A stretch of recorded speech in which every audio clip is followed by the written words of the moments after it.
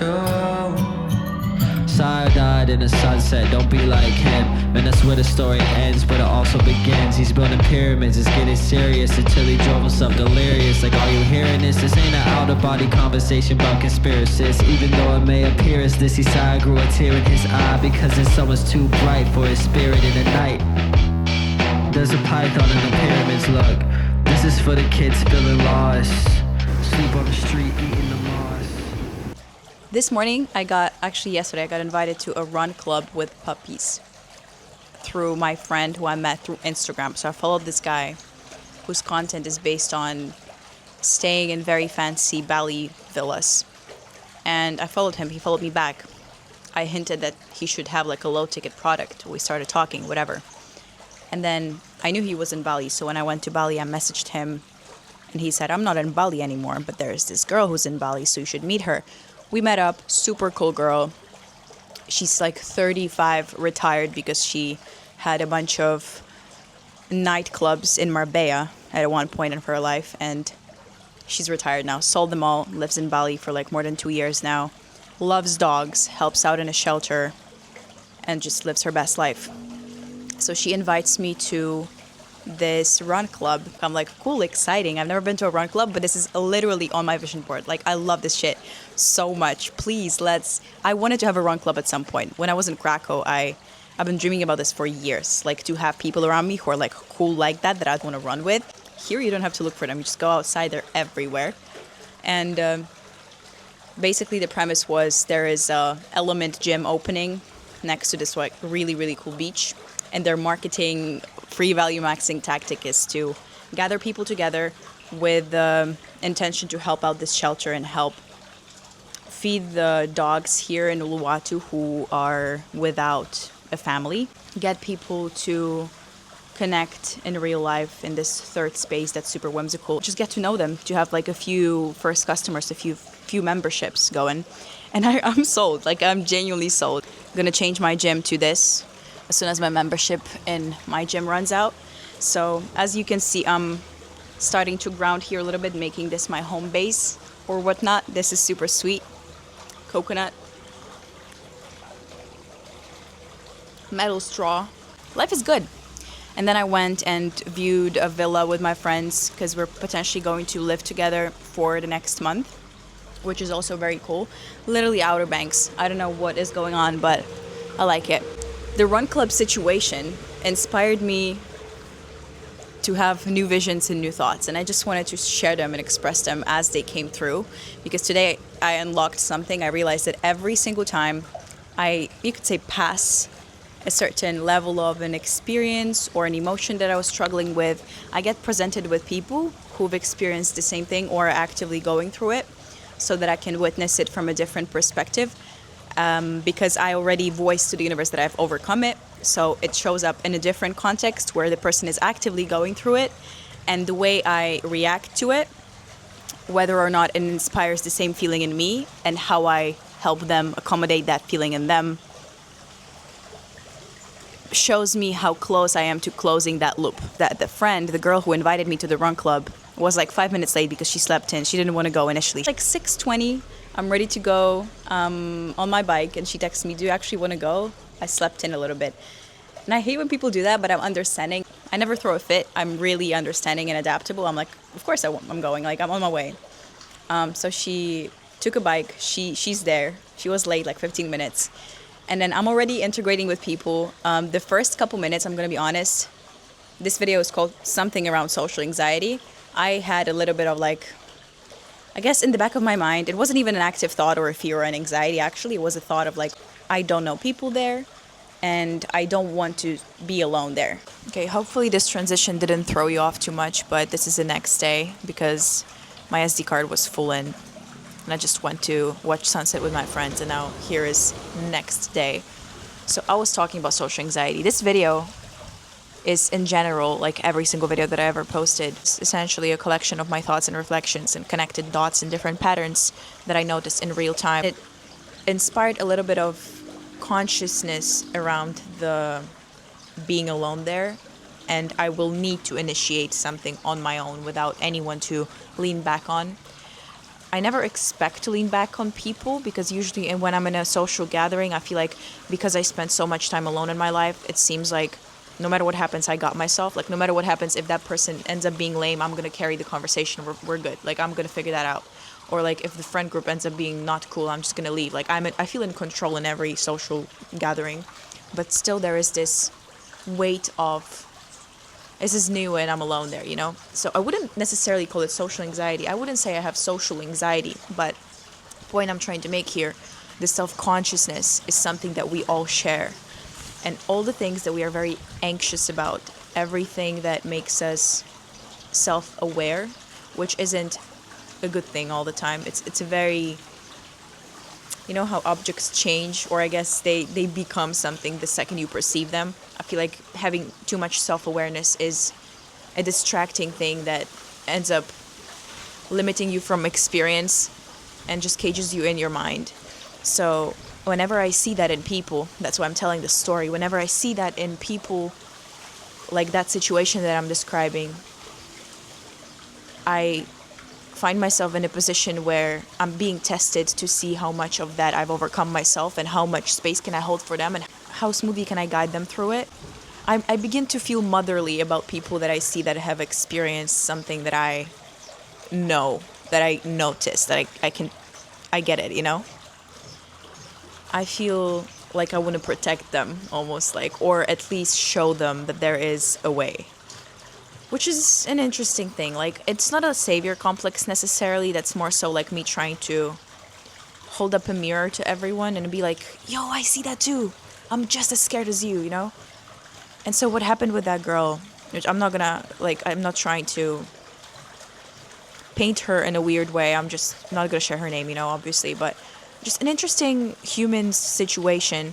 She ended up being 15 minutes late and just standing there around the corner. And I made some friends. I started talking to this girl who was from Singapore, and she was a doctor, and she wanted to move to Bali to like become a doctor here because she really liked the vibes and the freedom and everything. So we were talking, and then I'm texting this girl. She pulled up actually 15 minutes late, and she was very scared to enter the social space and start talking, which was extremely unexpected. I wouldn't expect that from a person who had such a vibrant backstory, or at least, you know, it'll be my third time meeting her in my life, so that was a little bit that I knew about her. But still, it kind of threw me off. It instantly showed me that I'm not the anxious one, while I was actively feeling a little bit self-conscious there. But it also showed me that you never know what's going on in someone's head, even if they feel or seem confident. That's why I think anytime I feel anxious, I try to remember that the other person might be also feeling anxious, and every interaction I'm having, I'm like, it doesn't matter because we're all just pretending to be confident. It doesn't matter because on a sales call, that person who I'm trying to sell, they're just as scared. It's like their first call like this ever. They're just as anxious about seeing a stranger on camera, and they do have the realization as well, because what the hell are we doing? Like, I'm in fucking Poland and they're in America and we're trying to close a deal. Like, this is so funny. So anytime I'm anxious, I'm trying to remember that this is such a human thing, and what anxiety really is, it's alienation. It's fear of being the only one experiencing this, the only one misunderstood. Deep behind all these layers, it is probably fear of death. Because fear of loneliness is fear of death, fear of just annihilation, fear of nothing, you know? This is another thing, another context I want to tie this into. I had a swag session the other day which ended up being just a one-on-one because all the other girls were busy. So we had a session with one of the girls, and she's going through this very intense, dark period in her life. So it low-key felt like a therapy session, which was, I like having one-on-ones probably more than the swag sessions, even though no, I wouldn't say that's true. I like having these calls. That's what I'm trying to say. It was a different call. It was a very, very one-on-one call, you know? And so I was really trying to show her that I know exactly what she's going through from a perspective of like, I'm literally going through this right now in a different font. I like comforting people through telling them that it doesn't end. Like, whatever you're going through, there's no need to escape from it, run away from it, or fear it, because this is what life is. This is exactly what's going to happen again and again. You're going to come back to seasons of suffering and fear and pain, not because life is suffering, not because life is hard, because it's something that helps you experience it overall. Like, you're just going to have different flavors of the same pain. That's what makes it beautiful, and your reaction to it is what makes it actually harmful or just an intense emotion. I like pain for that. I don't know, it's weird. Makes me feel like I'm in control. Especially recently, when I allow myself to be sad, when I allow myself to be uncertain. This is something that I explained in my previous video, in that very cinematic, long, how I'm collabing with God on my life right now. I love feeling uncertain. That gives me certainty that I'm holding the pen that I'm writing with, you know? At the same time, I am uncertain because I know that whatever I write, I didn't really choose. The same convo I just had with a friend about free will and lack of free will. We don't have free will. I can't make myself want something that I don't want in my essence. I can't make myself believe in something that I don't believe in my essence. So the main example I keep coming back to when I explain free will or try to understand it is I can't make myself want to harm anyone. So I can't make myself believe, so I don't have free will to make myself believe that I want someone to rape my friend. Like, that's impossible. In any universe, you know, there isn't a situation in which, like, I'm really forcing my brain, squeezing everything I have in my mind to try to paint a situation where there will be something that I desire. It can't happen. So even if I want to make myself believe that, I don't have the free will to do that. Hence, I can't will that into existence, so I don't have free will. Because free will is me being able to do anything I want, and I can't do that. So there is some sort of a limitation to the things I can will into reality, right? I think the second we stop trying to escape the uncomfortable social interactions or the things that scare us. This is why I hate the label of social anxiety. I still don't know how I'm going to title this video, which is not a good sign. I should always know how I'm going to title a video, apparently. But I hate the label of, like, anxiety. Like, you're feeling uncertain. You're lacking stable ground every single second of your life. Your reaction to it is what we apparently call this, like, anxiety. And social anxiety is when you're being perceived, so there's this uncertainty of your identity and how you're being looked at and you're feeling in the tribe. Also, we're so lonely and so isolated most of the time that everyone has social anxiety. I'm noticing. Anytime you say something that doesn't reflect a reaction that is welcoming and warm and accepted and I guess doesn't light you up and, like, show you that you're this person that you know you are, but maybe shows you a different side of you that you didn't expect people to see you as, you feel anxiety or a little bit of, like, you're shaken up. You're like, oh shit, I didn't know they saw me like this. So that is a part of social anxiety, or I just call it uncertainty. And why are we viewing it as something negative? Again, like, it is just uncertain. Just like in my last video, I was talking, like, the whole video was about uncertainty and how it's good. Like, we are low-key, we need to chase uncertainty, because the more comfortable you are with uncertainty, the more freely you can dance through it and the more you can paint. I was thinking about this. Oh, I noticed that when I drive, I really zone out, which is probably a bad thing because I learned how to drive here. I drive a black Scoopy. And every single time I drive, it's like a 20-minute drive because I live, like, in this part of Uluwatu that's more south. So anytime I want to go to the beach, it's like a 15-20-minute drive. And I really zone out and think about every single piece of content I just watched. I'm trying to my brain just synthesizes it into a thought that's crystallized that I will then use as context. You know, it kind of, like, it seems like my hard drive is filled with a lot of different open tabs, and when I'm driving, my mind kind of organizes it without me forcing it. It's like my way of, as I zone out, it does that. It, like, unwinds. It cleans up the mess into little portions of organized context. So that happened to me, like, a few hours ago when I was driving, and we were going to view a villa with my friends, and I was, like, thinking about free will a lot. I was thinking, because I also watched this long, in the morning, I watched, I think it was an interview with this she was, I think, French, some sort of, like, a girl who was affiliated with Carl Jung, and she was talking about his writing about synchronicity. It's such a complex thing. It made me feel super schizo, but in a way where It made me feel understood as a schizo because she's even more schizo, and the shit she was explaining made me feel normal, which is also a value in and of itself. She was talking about how every synchronicity is an acausal chain of actions, reactions, chain of events that doesn't have a cause, essentially. But also it's not a coincidence, because the second you put meaning into it, it instantly has a certain flavor of intention. It is a hard concept to explain, but essentially the whole synchronicity thing, like, no one understands it, neither do I. I'm trying. So free will ties into that. The moment there is an understanding of lack of free will, your actual free will unlocks. Because if you're not aware of all of this being disorganized, chaotic, and out of control, you're just living in autopilot, and you're lacking the free will to paint through this chaos. But the second you are aware and you notice, you observe, you perceive the nothingness that is controlling, ruling your life, you're able to maneuver around the nothingness and spark different pathways to open, which is maybe a limited form of free will still, because we, as we discussed, can't will things into existence that we can't will. But it's still a dance that's more open, that gives you more of that, makes you curious at least. Curiosity is a huge thing here. Because the second that's gone, then you're just like, you're nihilistic and you're like, oh shit, nothing matters, I don't have free will. I also met this really cool guy yesterday after the run club.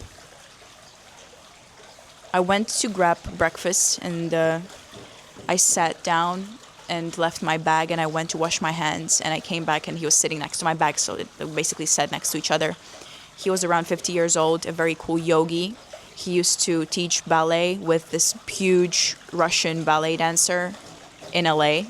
And then he was a ballroom dance teacher, and I used to do ballroom too, so it's really cool, like a cool memory that I have. I really want to get back into it.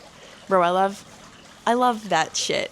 I just need to, I feel like this is a great season for me to get back into that, like, moving Lisa, like the actual not being perceived and just truly experiencing myself in the way that I am. It's been a while. But dancing and riding more, doing the things that I did as a child is a big one. Spending time with animals and kids, moving, creating more. It's a great space to be, honestly. But whatever, that guy, the yogi guy, we had such a long and interesting conversation about Sumerian tablets, politics, which I usually don't have convos about politics because I don't know much. Like, unfortunately, I'm not as Sneeko, but I understand context, right? I can schizo out on stuff. Just no actual, I don't watch the news, okay? I just understand things that are happening. Maybe it's even a better place to be because I have like an objective view on things instead of just being very, very attached to narratives and stories and conversations about conversations. But we talked about Israel, and I think Argentina's playing tomorrow, right? With the who? With Spain? So that whole thing. There's a lot of Argentinian flags here right now. We were talking about Sumerian texts and the Book of Enoch and how humans were created. And then we were talking about veganism because I think he's vegetarian. We were also talking about Buddhism because he's going to Thailand now. So I'm mentioning this mainly because the topics that we touched on would be the topics that I was craving to have conversations about when I was sitting in my room at 16, 17, and 18. I was trying to make videos about them. I was binge watching podcasts and fucking Joe Rogan Experience and Lex Friedman and all these sneeko videos about all these weird things and Soluminati and gangster, sun gazer in the building, you know, all these weird things.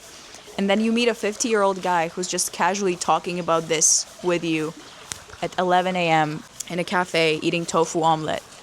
And it's just a materialization of everything your soul needed and didn't expect to experience. So valuable.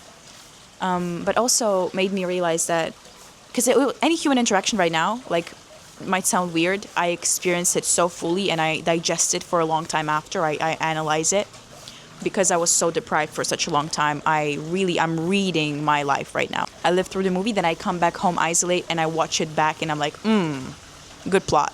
You know what I'm saying? So what's happening right now with all the conversations I'm having, I'm trying to understand myself in every conversation and situation, how what I learned in the past shows up in conversations and how I feel in the middle of it. And I noticed that I did have some anxiety talking to that yogi guy.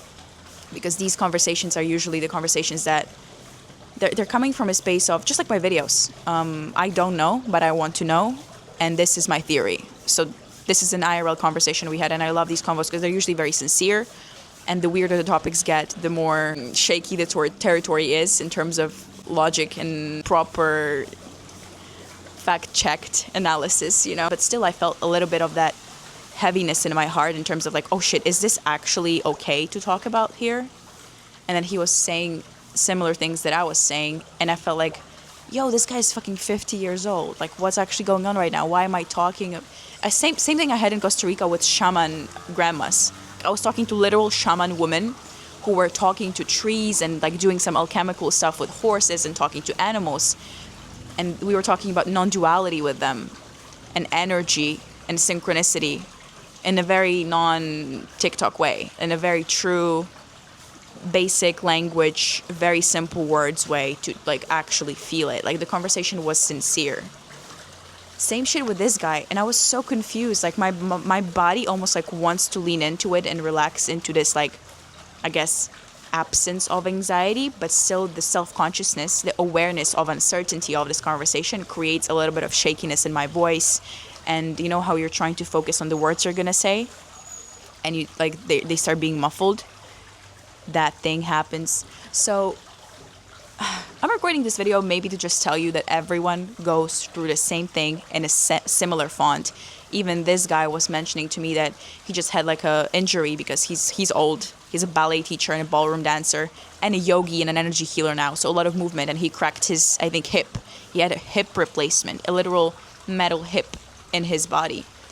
And he was talking to me about the anxiety he has about trying to go back into the world doing it. Plus, he's old and a yoga teacher. That is a very alienating space to be in and of itself. And then me observing it through a lens of me already being a little bit anxious talking to him because of such a raw conversation showed me in the moment that, yo, we literally are the same thing, experiencing the same thing in a slightly different flavor. So that observation, I think, helps us relax into the uncertainty together. That's why I make my videos, because they help me in the moment, clearly help other people as well. So, yeah, I would love to organize these thoughts better and put it into a usable framework, or I guess a self-paced process that everyone could put themselves through and experience a transformation of thought or a relaxation of a state of like get yourself, shift yourself in a different state of mind. Because I think these thoughts are very universal and true and basic. If they are worked through, translated properly into a piece of cleaner content, they can be used as a framework by so many people. That's why books exist. Like a lot of universal thoughts and codes that everyone already knew, but they get digested and processed in a different way and spit it out in a digestible manner that can hold value to a specific direction. Because right now what I'm doing is a lot of different directions, a lot of value in a lot of different ways for a lot of different people in multiple different flavors, right? But if I can organize it well, maybe write a book, maybe create a product around it. Essentially, what I'm trying to say, I'm working on something and you should be ready, because I really want to organize this and make this into a very, very, very good product that can help people remember themselves and get back into relaxing into uncertainty and living a more full and joyful life. Okay, peace. I'm gonna go watch sunset or something.